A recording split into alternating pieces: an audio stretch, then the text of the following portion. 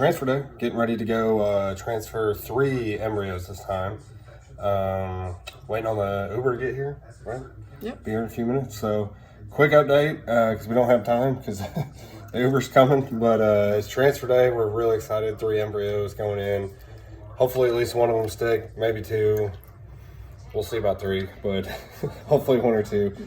So we'll get more updates when we leave here as far as what's coming up next, betas and all your stuff, right? And we'll have we have pictures now. Pictures. We'll upload them all and make like a better video with some clips of the transfer and stuff like that. But all right, we'll check in soon.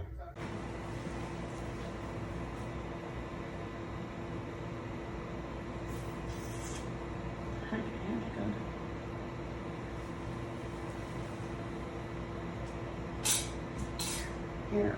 Oh, all right.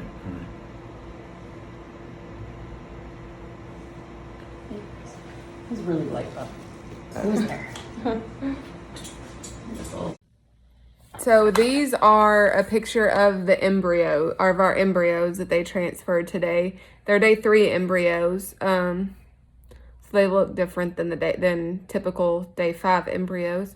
But those are it. The one in the box by itself is the one from our last set of donor eggs, and then the 2 together are from this most recent set of donor eggs, but they transferred those 3. So we're back from the transfer. It went great. We got there about 1:30, I guess, and I was supposed to be there at 2, but we got there a little early because the Uber came quicker than we expected. But it was nice. We got there, checked in. They gave me the Valium to take, and so they have like a nice sitting area outside with like tables and umbrellas and stuff like that. So we sat outside and enjoyed it. It feels so much better. It's like, what was it, like 75 here or something? 72 or something degrees, yeah. Yeah, it was like 70. It felt really good. And so we just sat outside. It's so much better than Texas right now. We just sat outside. It was probably for about 30 minutes we had to sit outside. And then they called us in. And the nurse came in and did like the blood work and everything to check my levels. And then the doctor came in with a picture of the embryos. And he said that they looked great because they thawed them out earlier this morning. We got a picture of them in my like patient portal about like 10:30. So they had been thawed for a while, and they came in and said they look great. To me, the pictures look better than what they did before they froze them. So I don't know. But he said they looked great. We had 1 really good one, and then we had 2 good. So he described them better than what I guess embryologists described them. So I don't know which one really knows more, but he said they were 3 really good embryos. And so the transfer went good. This time it's a tiny bit different because I've gotten more bloated with the medicine this time around than what I did with my last 2 transfers. And like right now I'm really bloated.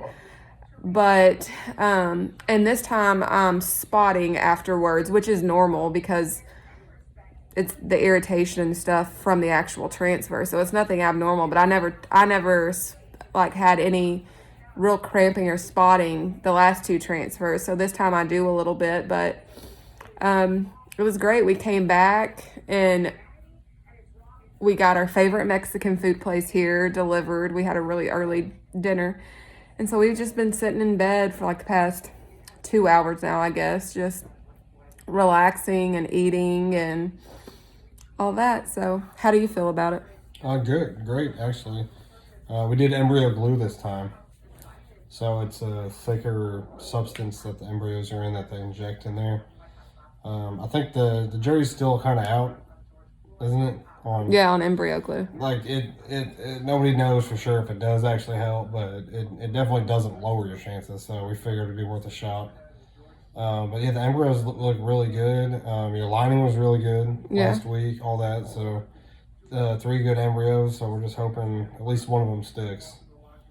But it was all simple and easy today. Felt good too. Like this time feels really good. I hate to get my hopes up, but I think this time felt really good. Yeah, I agree. this time just feels different. It feels like a lot more is going right this time than the past couple of times. But the embryo glue, because we've asked about it with the other 2 transfers, and the nurses are honest. They're always like, Dr. K is okay with it, but there's no proof that it works. I mean, it's definitely not going to hurt you, but who knows if it's going to help you.